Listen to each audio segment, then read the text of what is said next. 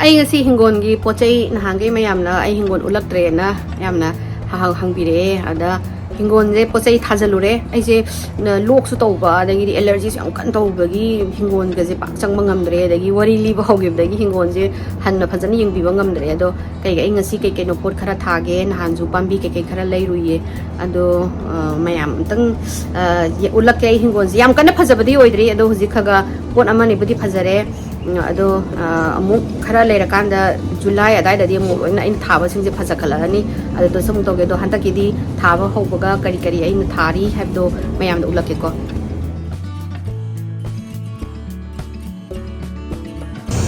ye mo moi sigida matam bangana Cambodia ni ne ba ado khoi ga mana bisinda ga yawe kano ni nok sek frozen da yola mine dagi yongsak mo yes mai na yola yongsak se si Africa kano hai je parkia ai satorana si je chene na gi sulero hai khara le khalage kai kai no khang yaw ni mayam je sina nga ro kai nga singju ro kari no si ma pham jam yaw ne do ai ju yong sak se kai makuk maru ngau bu gum da si gi yong sak se hap na mana no si ai su lok sil le ni kai kai no thang da ba ani gi khang yang khang ji ju smai yo le khang ji ju frozen ni yaw ri si kari kari no khang dre sin made ko pa kai kai yawge mu yenge yon baje kuchal le yo le dukan se bana dukan se khoi gi Manipur ga hai phet mana ba pam badi khara thi da ba ya de na thi da di upai le de sida hawai sangbi mai je koi na ma pan tham madi pat khani da hawai sangbi kari kari mana no si yaw ri sina thame na sin ma cha le re sibo kanu mana lu mukhthubi mana oi do sibo tamanam na me yenge ni sigi poching ji mang alam frozen oina loi yole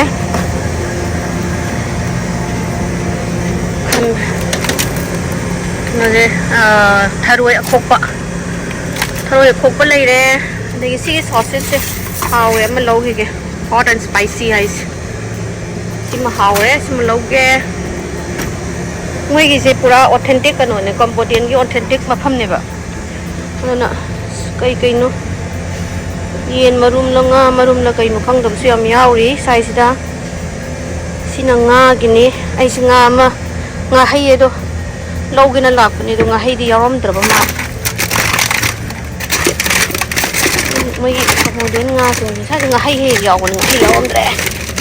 hai yaw ba di loge to bani ka oti nga hai thi bada nga hai gi ma to ne yaram ne si wona thonga try tawrage product of Vietnam re yen ga so an ta da lai yen ga se karam yen khong de na nga pra nga sik oi ma kari no khong de nga sik si su to moi hojik spring lak pa gi yon bala ise si kari pata chauba lai re khamen torbon kare dagi karela karwa khambi dagi mayang ton sidagi ni lai rise aina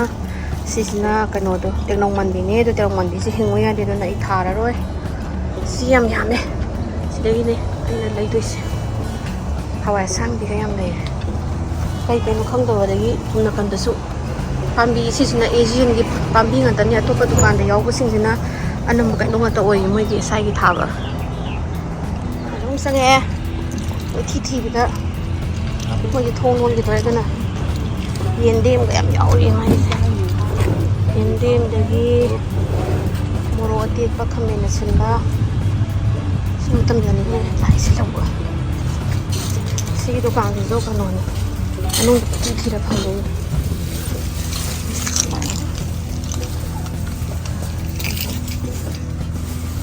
Hawai maku sabi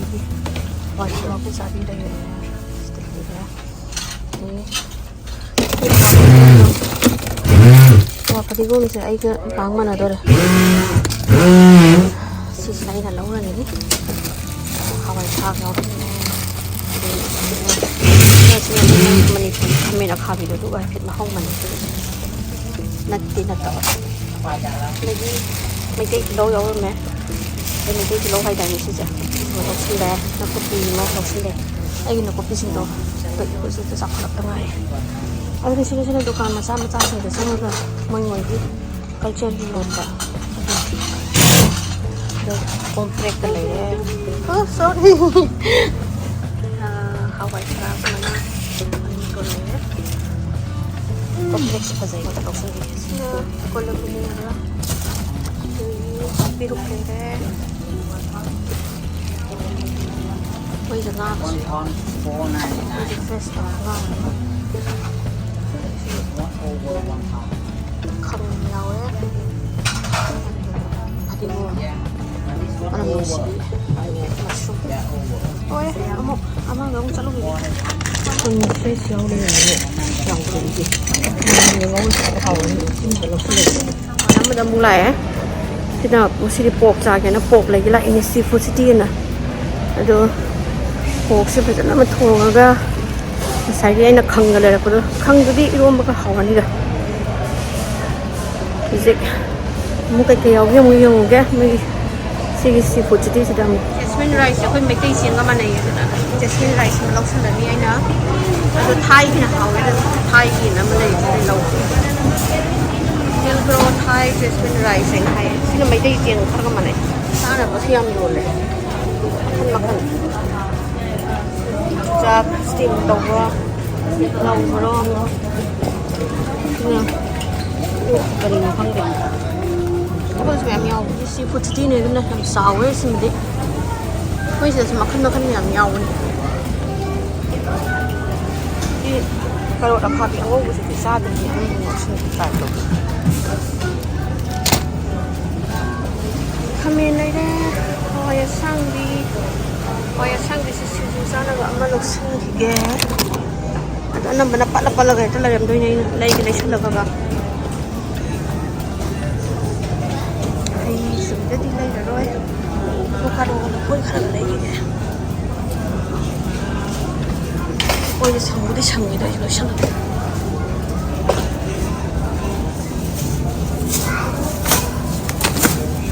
kalau sama ni kalau sudah main live yang tharoi mayam juga tharoi yang dari masih tharoi jadi pinnya thilla cara dengan dia maning dia nunggu kalau lekap pengambil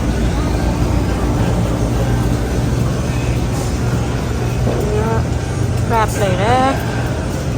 mà cô áp phum nó màn với em này đấy con mà con xiêm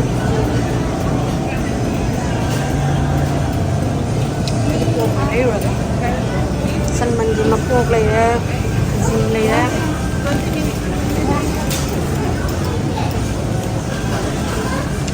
ăn đi này đấy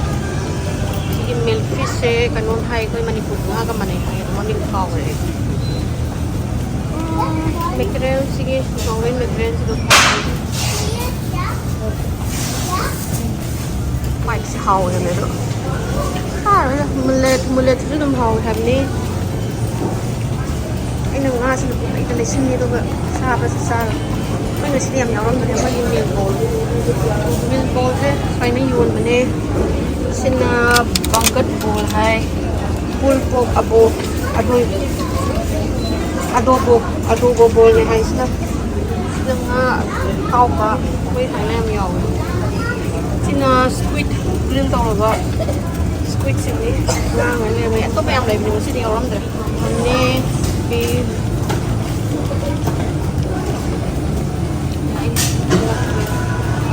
belly xin lâu rồi đi slow belly with ribs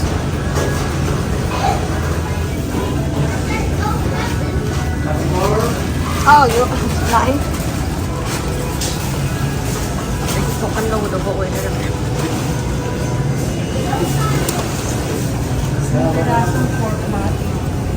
can I get the pork belly with the ribs this one yeah and can you cut it small like cubes yeah cubes thank you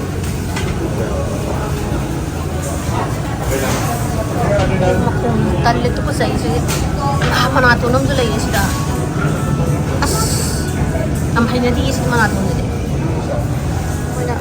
Moina macha ka pire. Ina moi di sang yaw us di kak pangam da ni. Si side sino. Ari no yen mangak sang kaleza hard i sure kare de. Sa lage hoje. Kanu pithora. Sa pithora. Na thambane adu thadoge. Sisina umurok sina kitang thamige. Maje mai makhada laibe yam pame. Ado si mayang donsiga kanune phadibom ne aduga beans keke na asuna kanda mapan thambadu thadpa haurage. Mai kai di long thajan bire. Aduga kano tawrage hoje mo tang awa phadibom kai gra mu tharage. Tani ro mayang ton jang thajalage.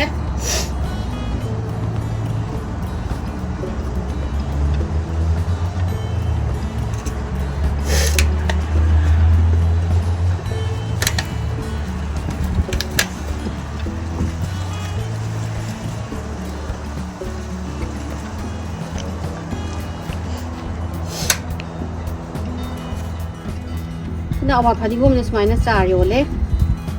awa phadibom ne thajal lage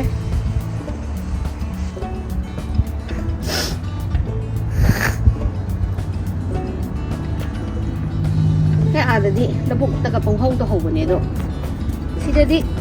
lesana leire this moi je kan makhan budi dahar nam chaw dahar do do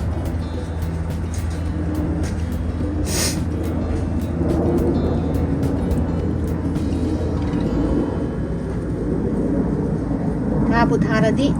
loina mak tawi ta gai di matam supang phangga ba tha bagi tha gi di dung khan bai je si thajalani hawai thajalani tuga lore tani ro se ni ka di de sigi kano sina ba angur se aina phanem thap phokane mathanda mu kono tore angur pando ne ang tawag niya ay nanento na di lokot di bane kandu kande na ang dunin sabi din na kampoy guys mapan em sare apple su mapan sagre yendim je toklai me am je kokok ka dia ro kara koksa di wani piklai gitar man me taw jang wani toklai je he kano je haina kalen matam di ta tongkhala pu su da ware si phokto ga thadok ko su jaga lai tre da thadok gobi jing ni jo kang tin tar da kari no kano na square na la asa bi ri da ta jawam je ni na thun ba ju thajan gre je dai da hawai uri ju kan mapan sari sumna kan dai na han yeng bi da ba hawai uri ni sina alu ni na mathan da hauja rai ne dum holu ba da dum alu ju dum yaw re gobi jing ni doi na tin jari ra square na chu thati ra khang jing doi ju gobi ju phagale sagala pa da gi moi ji ing ba pam da boi le ram na pak bi na ing ga ju dum adum phagara le ba na gobi ji ma California ai weather sida na gobi de ki tang wai tham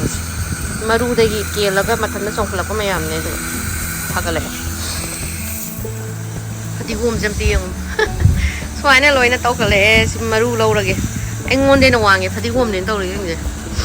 maru lo rage na thamme singai na mathangi sina ai gi yong chak ni ma huji umu manam em song khale sina hawai thampak pi hawai sangbi kai abi re kha sawra kan dum bulak ke sina kano do ne dasko to ne ta loi na mapan loi na hanta mai gi kano tawre loi na mari loi chakhale hanta tiam nunga yam phana na pan dong ma le mamang du pan bu di pa le sina thabi thajan le thabi jam pam kana kharem thajan le hawai movie marak sida sauri zu lang hawja le sauri mari na dum sa ba me sigi hawai movie jina mamang sahi gi pambi ne adum aina dum thamba mathan dum pupan pa le duna idi yam kan sa damina konare hawai thraksu fazare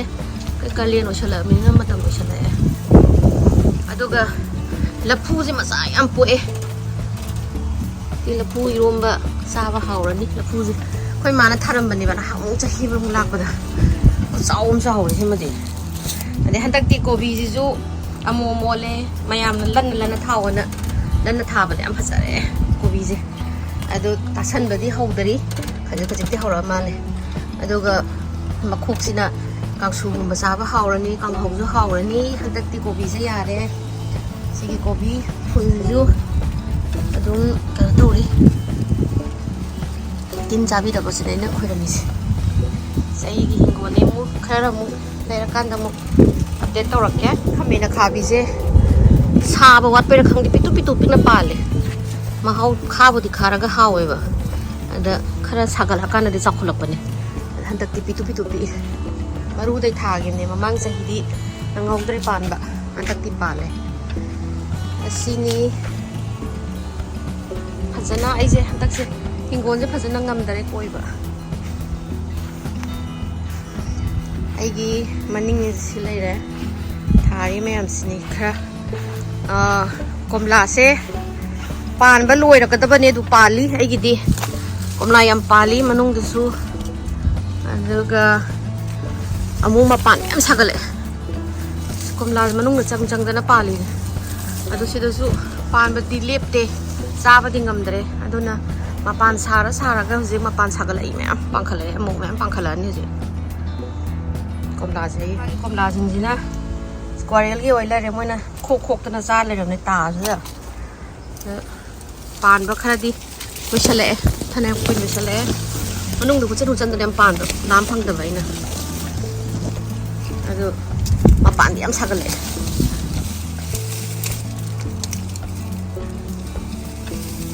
rosing zu kana pangkhalai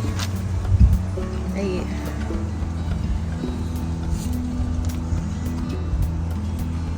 machu mamang du faza bayam satli rose sina I mamangi rose ni si rose pambi imda color am satli makhan faza yana ina sina angang ba pura angang bani si sakalakin sina ji salu bagi kelapagi ni lai sina kalili ai sina mathanda macha pu chong thop pok to poe sina loklai ni sukhale sisu rose ni ne zinyang gilai ni ade sini olivera ra kari sisu maga cha kanu sina masa pu pok to nok thore sisu gyan ka de siri pambi ne thap tawra le sina pali ra pan thira ma pan ga de amu mari di sa hi ne do amani khaka pala tok tu ne thap tawra ga sina cherry pan di si lokwa je tak am ta pan tai hi komla si ju mathang je hi pan ge harani maru tha ge ni si ju mamang de di kaya yeng bi dare ina